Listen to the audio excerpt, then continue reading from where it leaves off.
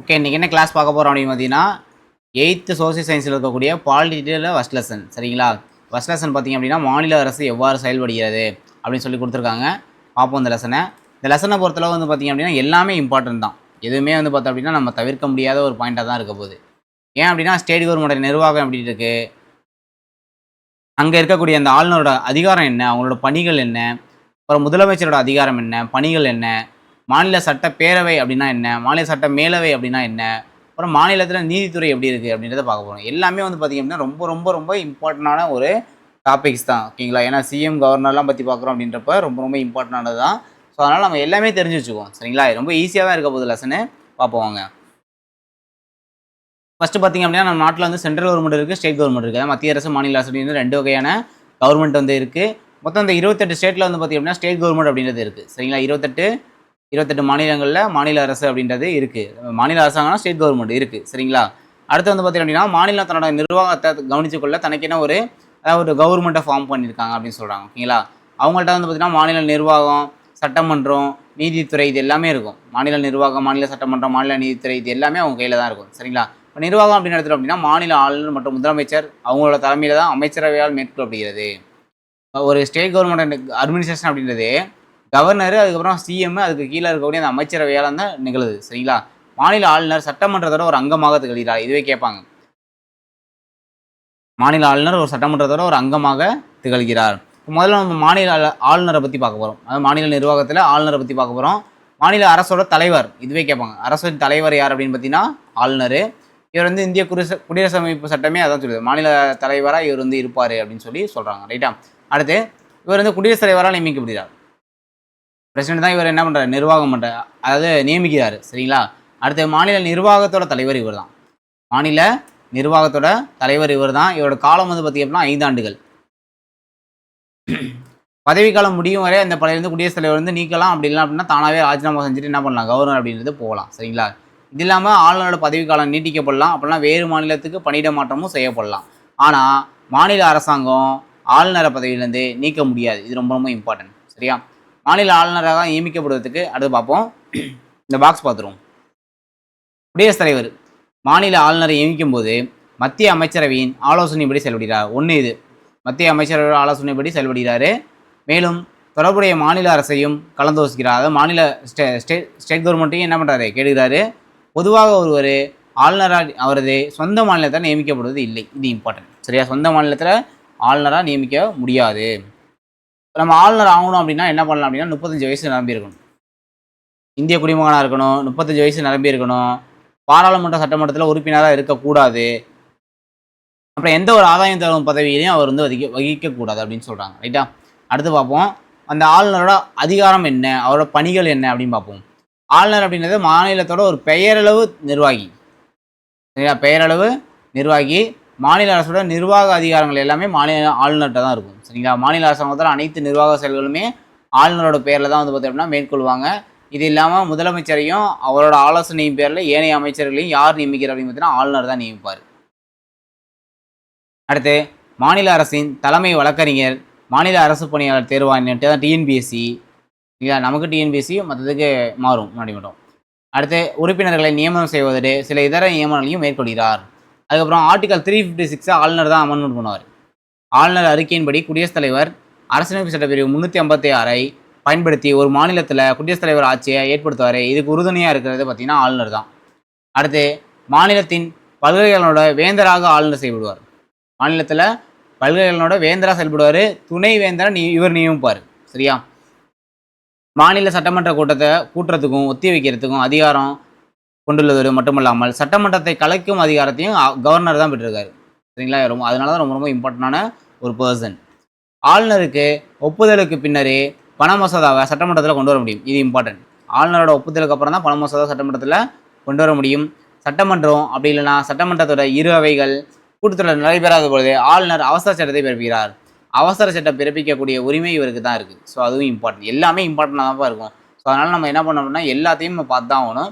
So அதனால் நான் கொஞ்சம் கொஞ்சமாக சொல்கிறேன், அப்படியே நோட் பண்ணிக்கங்க. சட்டமன்றத்துக்கு ஒரு ஆங்கிலோ இந்திய உறுப்பினரை அவர்கள் போதிய அளவு பிரதிநிதித்துவம் பெறாத போது நியமனம் செய்யும் அதிகாரத்தை ஆளுநர் பெற்றிருக்கிறார். சரிங்களா? அதாவது ஒரே ஒரு ஆங்கிலோ இந்தியனை சட்டமன்றத்துக்கு நியமிக்கக்கூடிய அதிகாரம் இவருக்கு இருக்குது. சரிங்களா?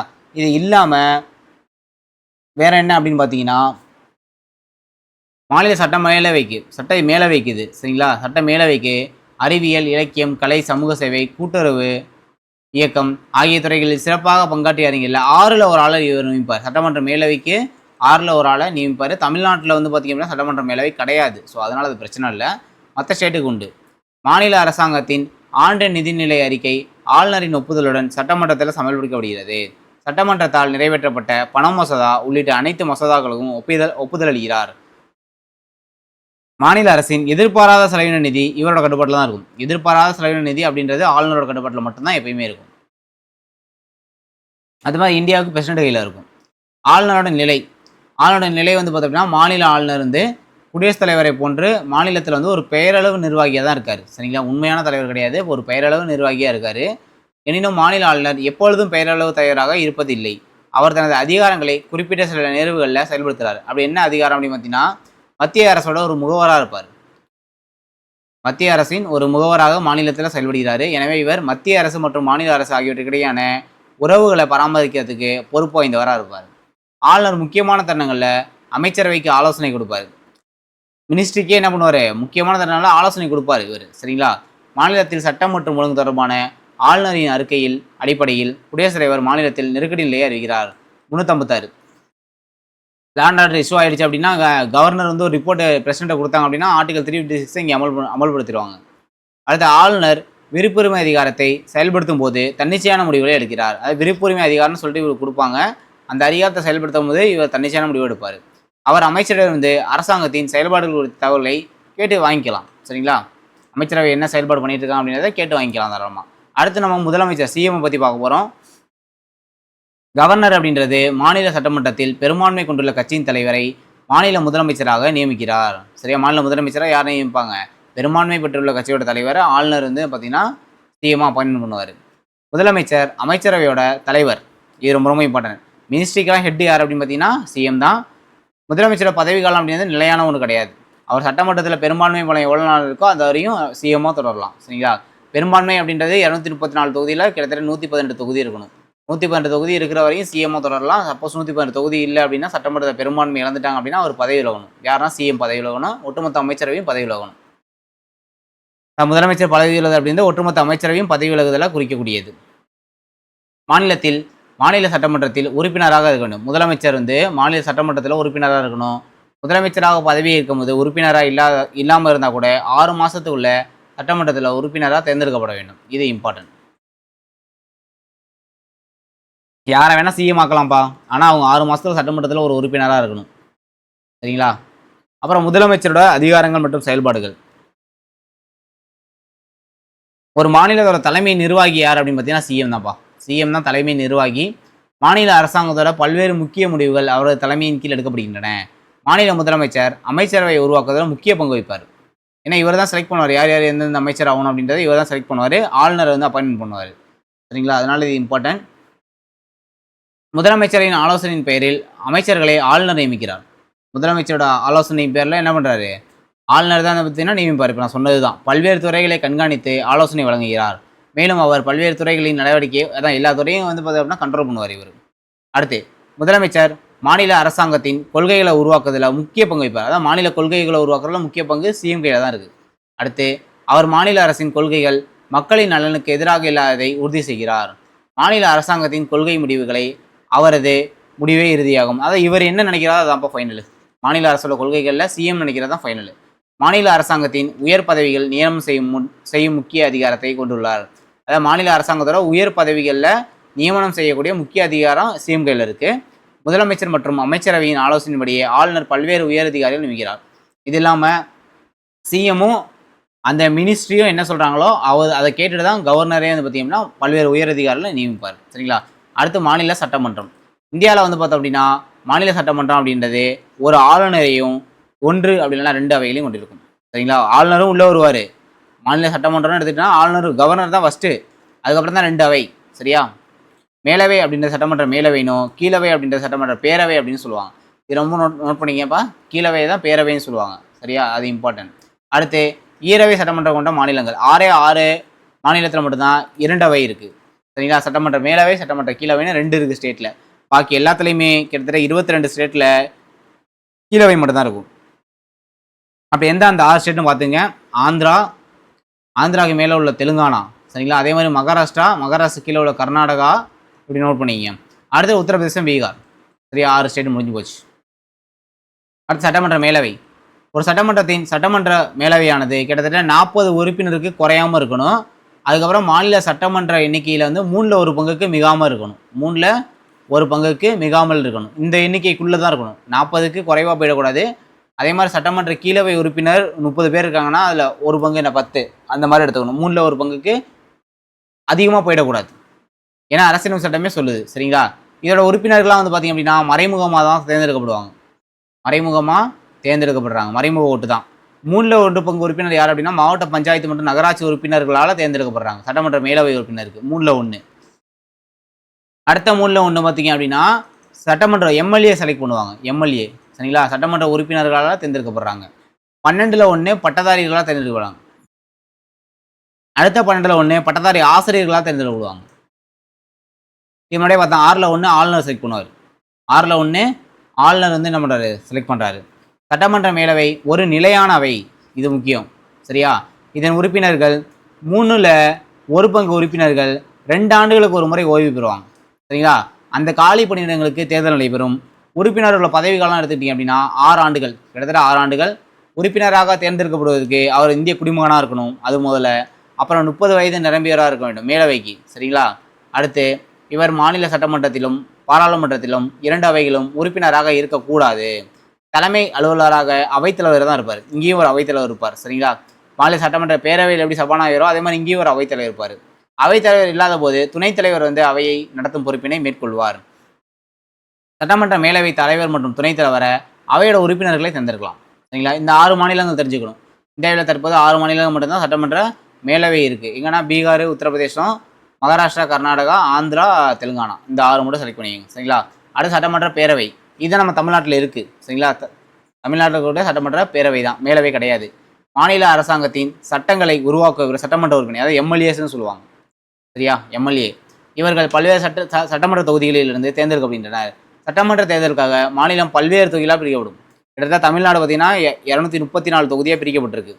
அதாவது பல்வேறு தொகுதிகளாக பிரிச்சிருப்பாங்க ஒரு மாநிலத்தையே. இதுதான் வந்து பார்த்தீங்கன்னா சட்டமன்ற தொகுதி. தமிழ்நாட்டில் கிட்டத்தட்ட 234 சட்டமன்ற தொகுதி இருக்குது. சரிங்களா? ஒரு சட்டமன்ற தொகுதி 1 லட்சம் அப்படின்னா அதுக்கு மேற்பட்ட மக்கள் தொகையும் இருக்கும். ஒரு சட்டமன்ற தொகுதினா 1 லட்சம் மக்கள் தொகை இருக்கணும், இல்லைனா அதுக்கு மேலேயும் இருக்கலாம். ஒவ்வொரு சட்டமன்ற தொகுதியிலிருந்தும் ஒரு உறுப்பினர் தேர்ந்தெடுக்கலாம். மொத்தம் 234 உறுப்பினர் செலக்ட் பண்ணுவாங்க எம்எல்ஏக்கு. சரிங்களா? அப்போ எம்எல்ஏக்கான எலெக்ஷன் என்ன, சட்டமன்ற பேரவைக்கான தேர்தல் என்ன? சட்டமன்ற பேரவைக்கான தேர்தலில் பல்வேறு அரசியல் கட்சிகள் போட்டுவிடும். அதாவது நிறைய கட்சிகள் வந்து பார்த்தீங்கன்னா போட்டுவிடும். இந்த கட்சிகள் ஒவ்வொரு தொகுதிக்கும் தமது வேட்பாளர்களை நியமிக்கின்றன. தேர்தலில் போட்டியிடும் வேட்பாளர் மக்களிடம் தமக்கு வாக்களிக்குமாறு கோருகின்றனர். சட்டமன்ற தேர்தலில் போட்டியிடும் ஒருவர் 25 வயது நிரம்பியவராக இருக்க வேண்டும். ஒருவர் ஒரே சமயத்தில் 1க்கும் மேற்பட்ட தொகுதிகளில் போட்டியிடலாம். சரிங்களா? எந்த கட்சியும் சாராத அதான் விஜய் சார் வந்து பார்த்தீங்க அப்படின்னா சிஎம் சார் என்ன பண்ணுவாங்க, திருச்சி கிழக்குலையும் நிற்பாங்க, அப்புறம் பெரம்பூர்லையும் நிற்பாங்க. சரிங்களா? அதான் சொல்கிறாங்க, ஒரே சமயத்தில் 1க்கும் மேற்பட்ட தொகுதிகளில் வந்து பார்த்தீங்கன்னா போட்டிடலான்னு சொல்கிறாங்க. அப்போ எந்த கட்சியை சாராத ஒருவரும் தேர்தலில் போட்டிடலாம். அதான் சுயேட்சைன்னு சொல்லுவாங்க. எந்த கட்சியை சேராத ஒருத்தரும் பார்த்தீங்க அப்படின்னா எலெக்ஷனில் நிற்கலாம். அந்த மாதிரி போட்டியிடக்கூடியவங்களை என்ன சொல்லுவாங்க அப்படின்னா சுயேட்சை வேட்பாளர் அப்படின்னு சொல்லி கூப்பிடுவாங்க. சுயேட்சை வேட்பாளர்னு சொல்லுவாங்க. சரியா? ஒவ்வொரு கட்சியும் தனக்கென ஒரு சின்னத்தை கொண்டு வச்சிருக்கோம். கூட பார்த்தீங்க அப்படின்னா ஒவ்வொரு கட்சிக்கும் ஒரு சின்னம் இருக்குது. இப்போ டிஎம்கேனா உதயசூரியன் இருக்குது. சரிங்களா? அது மாதிரி டிவிகே அப்படின்னா அவங்க ஒரு சின்னம் வச்சுருக்காங்க, விசில்னு சொல்லி. சரிங்களா? ஸோ அந்த மாதிரி இருக்கும். ஒவ்வொரு கட்சிக்கும் ஒவ்வொரு சின்னம் இருக்கும். சுயேட்சை வேட்பாளருக்கு சின்னம் கொடுப்பாங்க. சரிங்களா? சட்டமன்ற உறுப்பினர் மக்களால் நேரடியாக தேர்ந்தெடுக்கிறாங்க. இது ரொம்ப முக்கியம். மக்களால் நேரடியாக தேர்ந்தெடுக்கப்படுறது எம்எல்ஏஸ். ஒரு சட்டமன்ற தொகுதியில் வசிக்கும் 18 வயது நிரம்பிய அனைவரும் சட்டமன்ற தேர்தலில் வாக்களிக்கலாம். அதான் ஓட்டு போகிறத பற்றி பேசுகிறாங்க. சரியா? அப்போ நீங்கள் சொல்கிறீங்களே சட்டமன்ற பேரவை, அப்போ அதில் எவ்வளோ பேர் இருக்கலாம் பார்த்தீங்கன்னா 500லேருந்து 60 பேருக்கு மேலே இருக்கணும். அப்போல்லாம் 500 பேர் கீழே தான் இருக்கணும், குறைவாக இருக்கக்கூடாது. நம்ம தமிழ்நாட்டில் 234 இருக்காங்க, கரெக்டாக இருக்காங்க. சரிங்களா? அட்டவணை பிரிவினர் பழங்குடியினருக்கு சட்டமன்றத்தில் இடஒதுக்கீடு வழங்கப்படுகிறது. அதான் இருக்குது, இடஒதுக்கீடு அப்படின்றது இருக்குது. சரிங்களா? மாநில ஆளுநர் சட்டமன்றத்துக்கு ஒரு ஆங்கிலோ இந்திய உறுப்பினரை நியமனம் செய்கிறார். இதான் முன்னாடியே பார்த்தது தான். சட்டமன்றத்துக்கு ஒரு ஆங்கிலோ இந்திய உறுப்பினரை நியமனம் செய்கிறது ஆளுநர். சட்டமன்ற மேலவைக்கு 6ல் 1 பங்கு நியமிப்பார். சரிங்களா? அதுவும் தெரிஞ்சு வச்சுக்கணும். சட்டமன்ற உறுப்பினரோட பதவி காலம் 5 ஆண்டுகள். சரிங்களா? ஆனால் மாநில ஆளுநர் சட்டமன்றத்தின் பதவிக்காலம் முடிவதற்கு முன்பாகவே அதனை கலைத்து புதிதாக தேர்தல் நடத்த அழைப்பு விடுவிக்கலாம். சட்டமன்ற கூட்டத்துக்கு சபாநாயகர் தலைமை தாங்குவார். இது ரொம்ப ரொம்ப இம்பார்ட்டன்ட். சட்டமன்ற கூட்டத்துக்கு சபாநாயகர் தலைமை தாங்குவார். இவர் சட்டமன்ற உறுப்பினர்களால் தேர்ந்தெடுக்கப்படுகிறார். இவரும் வந்து பார்த்தீங்க அப்படின்னா என்னது, ஒரு சட்டமன்ற உறுப்பினர் தான். சபாநாயகர் இல்லாத நிறுவனங்களில் துணை சபாநாயகர் சட்டமன்ற கூட்டத்துக்கு தலைமை தாங்குவார். சரிங்களா. அடுத்து மாநில அமைச்சரவை பார்ப்போம். தேர்தலில் பெரும்பான்மை பெறும் கட்சியின் தலைவர் முதலமைச்சராக தேர்ந்தெடுக்கப்படுகிறார். தமிழ்நாட்டில் 234 தொகுதிகள் உள்ளன. அதில் 118 தொகுதிகளில் வெற்றி பெற்ற கட்சி ஆளுநரால் ஆட்சி அமைக்க அழைக்கப்படுகிறது. முதலமைச்சர் இவரும் ஒரு சட்டமன்ற உறுப்பினராக இருக்கணும்.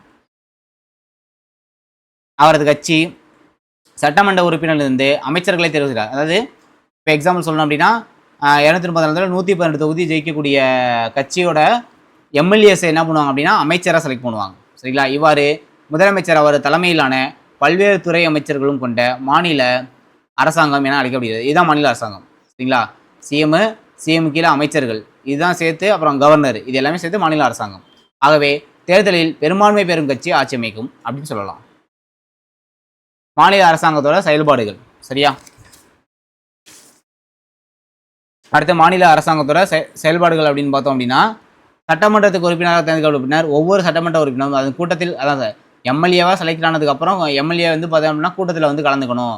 சட்டமன்றம் வந்து பார்த்தீங்கன்னா வருஷத்துக்கு 2 அப்படி இல்லைன்னா 3 டைம் வந்து கூடுவாங்க. 2 அப்படி இல்லைன்னா 3 முறை வந்து பார்த்தீங்கன்னா கூடுவாங்க. மாநிலத்துக்கான சட்டங்களை இயற்றுவது சட்டமன்றத்தோட ஒரு முக்கிய பணி அப்படின்னு சொல்கிறாங்க. சட்டமன்றம் மாநில பட்டியல் மற்றும் பொதுப்பட்டியலில் இருக்க, இது தப்பு, மத்திய பட்டியல் வராது, பொதுப்பட்டியல். பொதுப்பட்டியலில் உள்ள துறைகள் தொடர்பாக சட்டத்தை இயற்றலாம். எனினும் நெருக்கடி நிலை நடைமுறையில் உள்ள போது சட்டமன்றம் தனது சட்டமியற்றும் அதிகாரத்தை பயன்படுத்த இயலாது. நெருக்கடி நிலைனா ஆர்டிகல் 352, 356, 360 இதெல்லாம் நெருக்கடி நிலைகள். இதெல்லாம் வந்து அமலில் இருக்கும்போது சட்டமன்றம் சட்டத்தை இயற்ற முடியாது. சரிங்களா. ஏன்னா பவர்ஃபுல்லாக சென்ட்ரல் கவர்மெண்ட் இருக்கும். மாநில சட்டமன்றம் அமைச்சரவையின் மீது கட்டுப்பாட்டினை செலுத்துகிறது. அதாவது சட்டமன்றத்துக்கு கட்டுப்பட்டவங்களாக இருக்கணும். யார் அப்படின்னா மினிஸ்ட்ரி எல்லாமே. மாநில அமைச்சரவை சட்டமன்றத்துக்கு பொறுப்புள்ளதாகவும் மற்றும் பதிலளிக்கவும் கடமைப்பட்டுள்ளது. அமைச்சரவையின் செயல்பாடு திருப்தி ஏற்படாவிட்டால் மாநில சட்டமன்றத்தில் ஒரு நம்பிக்கையில்லா தீர்மானத்தை ஏற்றி அமைச்சரவையை நீக்கம் செய்யலாம். இப்போ ஒரு சில அமைச்சர்கள் மேலே நம்பிக்கை இல்லை அப்படின்னா நம்பிக்கையில்லா தீர்மானம் கொண்டு வர முடியும் சட்டமன்றத்தில். அந்த மாதிரி கொண்டு வந்து நிறைவேற்றினாங்க அப்படின்னா மொத்த அமைச்சரும் பதவி விலகணும். சரிங்களா. மாநில சட்டமன்றமானது மாநிலத்தின் நிதியை கட்டுப்படுத்துகிறது. இது ரொம்ப ரொம்ப இம்பார்ட்டன்ட். மாநில சட்டமன்றம் தான் என்ன பண்ணுது, மாநில நிதியை கட்டுப்படுத்துது. சரியா. அடுத்து நிதி மசோதாவை சட்டமன்றத்தில் மட்டும்தான் கொண்டு வர முடியும். இது ரொம்ப ரொம்ப இம்பார்ட்டன்ட். நிதி மசோதாவை சட்டமன்றத்தில் மட்டும்தான் கொண்டு வர முடியும். சட்டமன்றத்தின் அனுமதி இல்லாமல் மாநில அரசாங்கம் வரியை விதிக்கவோ அதிகரிக்கவோ இல்லை குறைக்கவோ இல்லை விலக்கிக்கொள்ளவோ கண்டிப்பாக முடியாது. சட்டமன்றத்தில் தேர்ந்தெடுக்கப்பட்ட உறுப்பினர்கள் குடியரசுத் தலைவரை தேர்ந்தெடுக்கும் தேர்தலில் பங்கேற்கிறாங்க. பிரசிடென்ட் எலெக்ஷனில் இவங்க எம்எல்ஏ கலந்துக்குவாங்கப்பா. ஸோ ரொம்ப ரொம்ப இம்பார்ட்டன்ட். சரிங்களா. பிரசிடென்ட் எலெக்ஷனில் ஓட்டு போடுவாங்க. மாநிலங்களவை உறுப்பினர்களை தேர்ந்தெடுக்கும் தேர்தலில் சட்டமன்றத்தோட அனைத்து உறுப்பினர்களும் பங்கு கொள்கின்றன. இதுவும் இம்பார்ட்டன்ட். ராஜ்யசபா எலெக்ஷன்லையும் இவங்க கலந்துக்குவாங்க.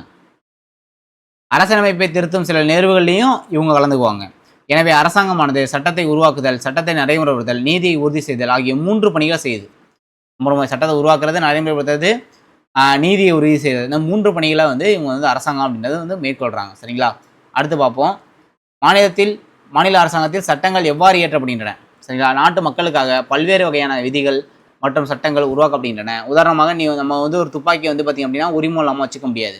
அதே மாதிரி ஒரு பெண் 18 வயசுக்கு முன்பாகவும் ஒரு ஆண் 21 வயசுக்கு முன்பாகவும் திருமணம் செஞ்சு கொள்ள முடியாது. சரிங்களா. இத்தகைய விதிகளும் சட்டங்களும் சாதாரணமாக இயற்றப்பட்டதில்லை. மக்களால் தேர்ந்தெடுக்கப்பட்ட அரசாங்கம் இது போன்ற சட்டங்களை உருவாக்குவதற்கு முன்பாக கவனமாக சிந்தித்து உள்ளது அப்படின்னு சொல்கிறாங்க. ரைட்டா. ஏன் சட்டம் அப்படின்றது தெரிஞ்சுங்க. இதுதான். இவை போன்ற பல்வேறு சட்டங்கள் மாநில மற்றும் மத்திய அரசாங்கத்தால் இயற்றப்படுகின்றன. மாநில அரசாங்கம் மாநில பட்டியலில் உள்ளது, மத்திய அரசாங்கம் மத்திய பட்டியலில் உள்ள சட்டத்தை ஏற்றுவாங்க. சரியா. இந்த சட்டமன்ற உறுப்பினர்கள் மாநிலத்தில் உள்ள பல்வேறு பிரச்சனைகளான பொதுப்பணிகள், கல்வி, சட்டம் ஒழுங்கு ஆகியவை பற்றி விவாதிக்கின்றனர். எல்லாத்தை பற்றி என்ன பண்ணுவாங்க, எம்எல்ஏ ஃபுல்லாக போய் பேசுவாங்க சட்டமன்றத்தில். சட்டமன்ற உறுப்பினர்களுக்கான துறைகளின் செயல்பாடுகளை தெரிந்து கொள்ள கேள்விகளை எழுப்பலாம். இதற்கு அந்த துறை சார்ந்த அமைச்சர் சரியாக விடையளிக்கணும். உங்களோட ஒரு அமைச்சர்கிட்ட வந்து அவங்களோட துறை சார்ந்து கொஸ்டின் கேட்டோம் அப்படின்னா கரெக்டாக என்ன பதில் சொல்லி தான் ஆகணும். சரிங்களா. சில நிகழ்வுகள் குறித்து சட்டமன்றம் சட்டங்களை இயற்றுகிறது. சட்டம் இயற்றும் முறை பின்வருமாறு. சட்டம் எப்படி இயற்றுறாங்க அப்படின்னு சொல்லி கொடுத்துருக்காங்க. சட்டங்களை நடைமுறைப்படுத்துவது மாநில அமைச்சரவையோட பணி. சட்டத்தை நடைமுறைப்படுத்துவது மாநில அமைச்சரவையோட பணி. தமிழ்நாடு சட்டமன்றம் சென்னையில் இருக்குது. சரிங்களா. நமக்கு தெரியும். ஒரு மாநிலத்தின் சட்டமன்றம் எங்கே அமைச்சரவை பொதுவாக செயல்படுகிறதோ அதுவே மாநிலத்தை தலைநகரம், கேபிட்டல் சென்னை தான். சரிங்களா. மாநில சட்டமன்றமும் சாதாரண அல்லது பண மசோதாவை நிறைவேற்றுவதில் பாராளுமன்றம் பின்பற்றக்கூடிய நடைமுறைகளை ஃபாலோ பண்ணுறோம். சட்டமன்ற பேரவை சட்டமன்ற மேலவையை காட்டிலும் அதிக அதிகாரம் கொண்டது. ஏன் அப்படின்னா பண மசோதா வச்சு தான் பார்த்தீங்க அப்படின்னா ரொம்ப பவர்ஃபுல்லானது. சரியா? அடுத்து பார்ப்போம். சட்டமன்றத்தால் உருவாக்கப்பட்ட சட்டங்களை நடைமுறைப்படுத்துறதுக்கு தான் மாவட்ட ஆட்சியர், கலெக்டரு, வட்டாட்சியர், வட்டார வளர்ச்சி அலுவலர், வருவாய் அலுவலர், கிராம நிர்வாக அலுவலர், போலீஸு, டீச்சர்ஸு, மருத்துவர்கள் என லட்சக்கணக்கான பணியாளர்கள் வந்து மாநில அரசாங்கத்தால் பணியமர்த்தப்படுகின்றன. அவ்வகையான அலுவலர்களுக்கு மாநில அரசாங்கம் ஊதியம் வழங்குது. இவர்கள் மாநில அரசோட ஆணைகளை பின்பற்றி கண்டிப்பாக நடந்தாகணும். சரிங்களா? இது எல்லாமே இம்பார்ட்டன்ட் தான். அடுத்து மாநிலத்தோட நீதித்துறை எப்படி இருக்குன்னு பார்ப்போம். மாநிலத்தோட உயரிய நீதி அமைப்பாக நமக்கு உயர் நீதிமன்றம் அப்படின்றது விளங்குதுப்பா. சரிங்களா? அரசியலமைப்பின்படி ஒவ்வொரு மாநிலத்துக்கும் ஒரு உயர் நீதிமன்றம் இருக்கணும். எனினும் ஒன்றுக்கு மேற்பட்ட மாநிலங்கள் மற்றும் யூனியன் பிரதேசங்களுக்கு பொதுவாக ஒரு உயர் நீதிமன்றம் இருக்கலாம். அப்போனா 25 உயர்நீதிமன்றம் இருக்குது இந்தியாவில் மொத்தம் 25 உயர்நீதிமன்றம் இருக்குது. சரிங்களா? சென்னையில் ஒரு உயர்நீதிமன்றம் இருக்குது. சரியா? மாநில உயர்நீதிமன்றம் ஒரு தலைமை நீதிபதியும் குடியரசுத் தலைவர் தேவைக்கு ஏற்ப அவ்வப்போது நியமனம் செய்யும் இதர நீதிபதியும் கொண்டிருக்கும். அதாவது குடியரசுத் தலைவர் தான் செலக்ட் பண்ணுவார். நம்ம சென்னை ஹைகோர்ட்டில் இருக்கக்கூடிய எவ்வளோ உறுப்பினர்கள் இருக்கணும் அப்படின்றத பிரசிடென்ட் தான் நியமனம் பண்ணுவாங்க. சரிங்களா? உயர் நீதிமன்ற நீதிபதிகள் எண்ணிக்கை நிலையாகவும் ஒரே மாதிரியாகவும் இருப்பதில்லை. குடியரசுத் தலைவர் உச்சநீதிமன்ற தலைமை நீதிபதியையும் மாநில ஆளுநரையும் கலந்தாலோசித்து உயர்நீதிமன்ற நீதிபதியை நியமனம் செய்கிறார். உயர்நீதிமன்ற நீதிபதியை நியமனம் செய்யக்கூடியவர் யார்? குடியரசுத் தலைவர் தான். சரிங்களா? அப்போ நீதிபதி ஆகணும்னா நமக்கு என்ன தேவை? இந்திய குடிமகனாக இருக்கணும். ஒன்று அப்படி இல்லைன்னா அதுக்கு மேற்பட்ட உயர்நீதிமன்றங்களில் ஒன்று வழக்குரைஞராக குறைந்தபட்சம் 10 ஆண்டுகள் அனுபவம் பெற்றிருக்கணும். சரிங்களா? வழக்குரைஞராக குறைஞ்சபட்சம் என்னது 10 ஆண்டுகள் அனுபவம் பெற்றிருக்கணும்.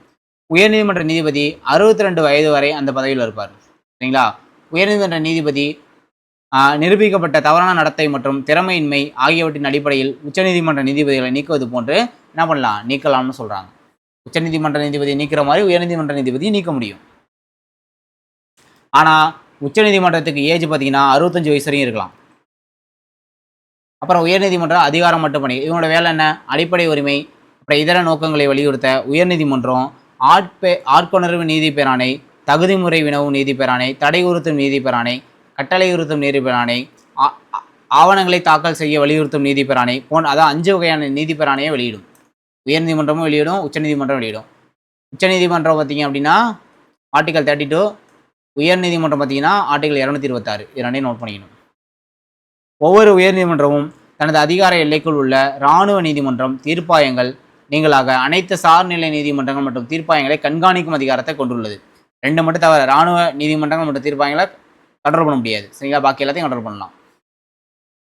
சார்நிலை நீதிமன்றத்தில் நிலுவையில் உள்ள ஒரு வழக்கில் அதில் சட்ட முகாந்திரம் உள்ளது என உயர்நீதிமன்றம் திருப்தியும் போது இந்த வழக்கை தானே எடுத்து நடத்தலாம். உயர்நீதிமன்றம் நினைச்சிச்சுன்னா பண்ணலாம். உயர்நீதிமன்றம் மாநிலத்தில் உள்ள அனைத்து சார்நிலை நீதிமன்றங்களையும் கட்டுப்படுத்துகிறது. உயர்நீதிமன்றம் உச்சநீதிமன்றத்தைப் போலவே வழக்குகள் பற்றிய பதிவேடுகளின் ஆதார சான்றாக உள்ள பதிவுறு நீதிமன்றமாக விளங்குகிறது. நீதி நிர்வாகத்திற்காக ஒவ்வொரு மாநிலமும் பல்வேறு மாவட்டங்களாக பிரிக்கப்பட்டுள்ளன. ஒவ்வொரு மாவட்டமும் மாவட்ட நீதிமன்றத்தின் எல்லைக்குள்ள தான் அமைஞ்சிருக்கும். மாவட்ட நீதிபதிகள் ஆளுநரால் நியமனம் செய்யப்படுகிறாங்க. இதுவும் நோட் பண்ணிக்கணும். மாவட்ட நீதிபதிகள் ஆளுநரால் நியமனம் செய்யப்படுறாங்க. மேலே தெரிவித்த அதிகாரங்களை தனது எல்லைக்குள் செயல்படுத்தும் போது நீதிமன்றம் முழு அதிகாரத்தையும் சுதந்திரத்தையும் கொண்டுள்ளது. அரசியலமைப்பின் பாதுகாப்பு என்பது நீதிமன்றங்கள் சுதந்திரமாக செயல்படுவதன் மூலம் உறுதி செய்யப்படுகிறது. அரசியலமைப்பு பாதுகாப்பு அப்படின்னா என்னது? நீதிமன்றம் சுதந்திரமாக செயல்படணும். அதான் சொல்கிறாங்க. நம்ம நாட்டில் 28 மாநிலம் இருக்குது. அந்த 28 மாநிலம் 28 மாநில அரசாங்கம் இருக்குது அப்படின்னு சொல்லியிருக்காங்க. இந்தியாவோட மாநில அரசோட தலைவர் பார்த்தீங்கன்னா ஆளுநர் அப்படின்னு அரசியலமைப்பே சொல்லுது. மாநில அரசின் உயர் அதிகாரிகள் நியமிப்பதில் முதலமைச்சர் முக்கிய பங்கு வகிக்கிறார். மாநில அரசாங்கத்தின் சட்டங்களை இயற்றுறது யார் அப்படின்னா சட்டமன்ற உறுப்பினர், அது எம்எல்ஏ தான். மாநிலத்தோட உயர்ந்த நீதி அமைப்பு உயர்நீதிமன்றம். சரிங்களா? அப்போ இந்தியாவுக்குன்னா உச்சநீதிமன்றம். சரிங்களா? அதை நோட் பண்ணிக்கணும். ஒவ்வொரு மாநிலமும் ஒரு உயர்நீதிமன்றத்தை இருக்க வேணும். மொத்தம் 25 இருக்குது இந்தியாவில். அடுத்த புக் பேக்கு. இது யார்? ஆளுநர் யாரால்? குடியரசுத் தலைவரால் நியமிக்கப்படுகிறார். அடுத்து மாநில அமைச்சரவையின் குழுவின் தலைவர் யார்? முதலமைச்சரா? மாநில சட்டமன்ற கூட்டத்தை கூட்டவும் ஒத்திவைக்கவும் அதிகாரம் உள்ளவர் ஆளுநர். அடுத்த உயர்நீதிமன்ற நீதிபதியை நியமிப்பதில் பங்கு பெறாது யார்? ஆளுநர் வருவார், முதலமைச்சர் வரமாட்டார். இது இம்பார்ட்டன்ட். முதலமைச்சர் வரமாட்டார். உயர்நீதிமன்ற நீதிபதி ஓய்வு பெறுவது உயர்நீதிமன்றம் 62, உச்சநீதிமன்றம் 65. இந்தியாவில் மொத்த மாநிலங்களோட எண்ணிக்கை 28. ஆளுநரோட பதவிக்காலம் 5 ஆண்டுகள். மாவட்ட நீதிபதி யாரால் நியமிக்கிறார்? ஆளுநர். இப்போ தான் பார்த்தோம். ஆளுநர் ஒரு மாநிலத்தின் பெயரளவு தலைவர். பெயரளவு தலைவர். சரியா? அடுத்து சட்டப்பேரவை உறுப்பினராக எத்தனை வயசு இருக்கணும்? 25 வயசு இருக்கணும். ஆளுநர் அப்படின்றது யாரு? பேரளவு தலைவர். முதலமைச்சர் உண்மையான தலைவர். இது அப்படியே புக் பேக்ப்பா. பிசி 2023 கொஸ்டின் அப்படியே கேட்டாங்க. ஆளுநர்னா பேரளவு தலைவர், முதலமைச்சர் உண்மையான தலைவர். சட்டமன்ற பேரவை அப்படின்னா கீழவை சொல்லுவாங்க. சட்டமன்ற மேலவை அப்படின்னா மேலவை. சரியா? அடுத்து எது ரைட்டு? ஃபஸ்ட்டு மாநிலத்தின் தலைமை நிர்வாகி ரைட்டு. ரெண்டாவது ஆளுநர் சட்டமன்றத்துக்கு 2 தப்பு, ஒருத்தர் தான் நியமிப்பார். உயர்நீதிமன்ற நீதிபதிகளின் எண்ணிக்கை நிலையாகவும் ஒரே சேரம் இருப்பதில்லை. இதுவும் ரைட்டு. ஏன்னா பிரசிடென்ட் முடிவு பண்ணுறது தானே. அடுத்து இதில் என்ன வரும்? சட்டமன்ற உறுப்பினர்கள் கீழே யாரை தேர்ந்தெடுக்க பங்கு பெற குடியரசுத் தலைவர் வரும். இப்போ தான் பார்த்தோம். ராஜ்யசபை உறுப்பினர்கள் வரும். சட்டமன்ற மேலவை வரும். இதுவுமே வரும். சரிங்களா? அப்போ இது மட்டும் வராது. துணை குடியரசுத் தலைவர் வராது. 1 3 4 1 3 4 சரி. சரியா?